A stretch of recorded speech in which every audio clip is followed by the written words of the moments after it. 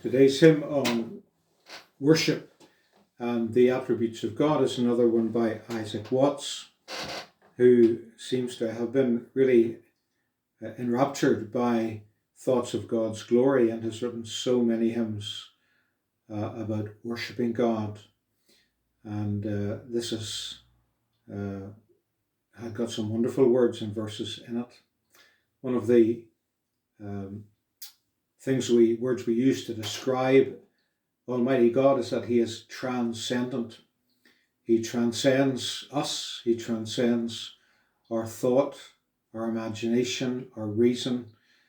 He is far, far beyond. He is infinitely beyond our understanding or the grasp of our tiny minds. And even when we view His power at work in creation and we see not only what He's done in creation, but what He does in sustaining it continually, when we observe His power and authority over history and human affairs, we are only seeing what Job calls and what Isaac Watts refers to as the traces of God's ways. We're just seeing, as it were, the edges of what God is able to do, because Almighty God is infinite.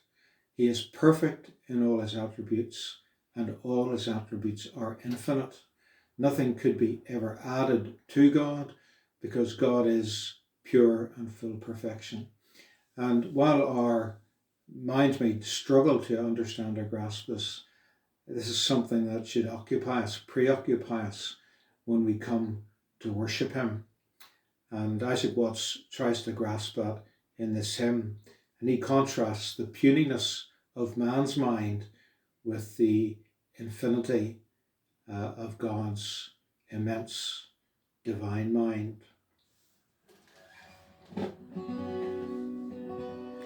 No creature can by searching find and grasp God's uncreated mind, nor can the span of human thought measure or search God's nature out.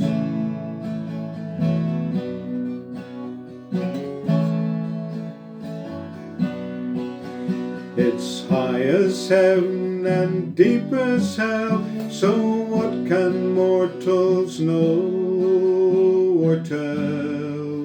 His glory's far above the sky, and worlds invisible on high.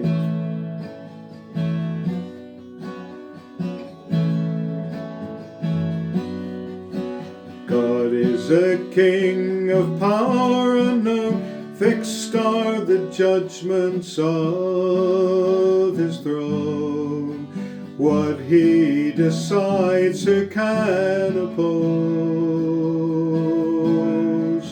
or ask Him why, or what He does?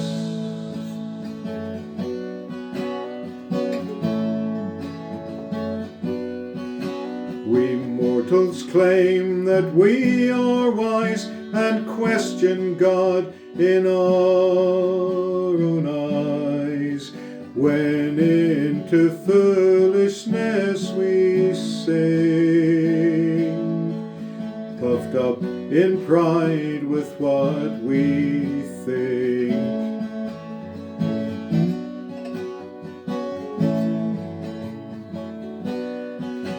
But though we claim to understand the universe, the earth, and man, God's works in nature leave man's mind finite and limited behind.